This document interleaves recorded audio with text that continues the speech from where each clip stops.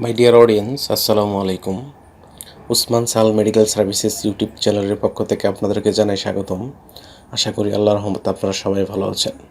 বন্ধুগণ, আজকের ভিডিওতে আমি আপনাদেরকে বাচ্চা কিংবা প্রাপ্তবয়স্কদের মুখে রুচি বাড়ায়, ক্ষুধামন্দা দূর করতে সাহায্য করে, ক্যান্সার প্রতিরোধ করে, স্নায়ুতন্ত্র গঠনে ভূমিকা রাখে এবং রোগ প্রতিরোধ ক্ষমতা বৃদ্ধি করে এমন একটি মাল্টিভিটামিন সিরাপ সম্পর্কে আলোচনা করব।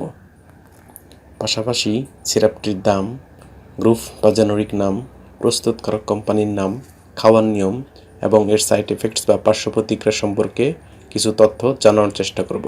তবে ভিডিওটি শুরু করার আগে আপনাদের প্রতি অনুরোধ, আপনি যদি আমার চ্যানেলে নতুন হয়ে থাকেন তাহলে অবশ্যই চ্যানেলটি সাবস্ক্রাইব করে নতুন নতুন ভিডিও পেতে লাইক, কমেন্টস এবং শেয়ার করবেন।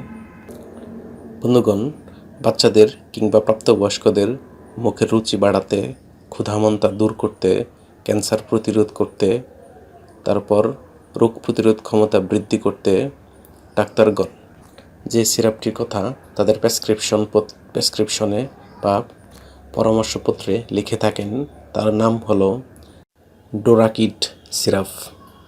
এটির গ্রুপ বা জেনেরিক নাম হলো multivitamin and cod liver oil এবং এটির উৎপাদনকারী প্রতিষ্ঠানের নাম হচ্ছে বিকন ফার্মাসিউটিক্যালস লিমিটেড।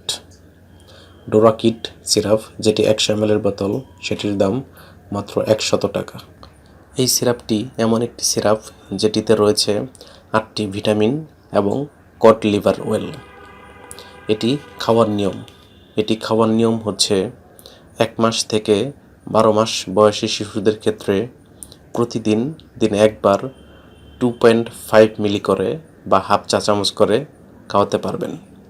যাদের বয়স 1 বছর থেকে 4 বছর তারা প্রতিদিন একবার করে 5 মিলি বা 1 চা চামচ করে খাওয়াতে পারবেন।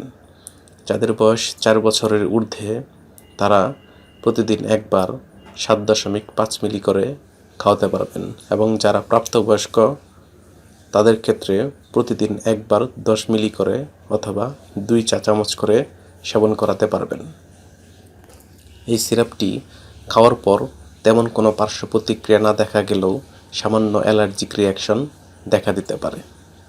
গর্ভাবস্থা এবং স্তন্যদানকালীন সময়ে এই সিরাপটি খাওয়া যাবে কিনা সে বিষয়ে পরামর্শ অবশ্যই রেজিস্টার্ড চিকিৎসকের অনুযায়ী নিতে হবে, অর্থাৎ চিকিৎসকের পরামর্শ ব্যতীত কোনো ঔষধ বা সিরাপ খাওয়া যাবে না। এই সিরাপটি আলো ও তাপ থেকে দূরে ঠান্ডা এবং শুষ্ক স্থান রাখতে হবে এবং অবশ্যই শিশুদের হাতের নাগালের বাইরে রাখতে হবে। ধন্যবাদ।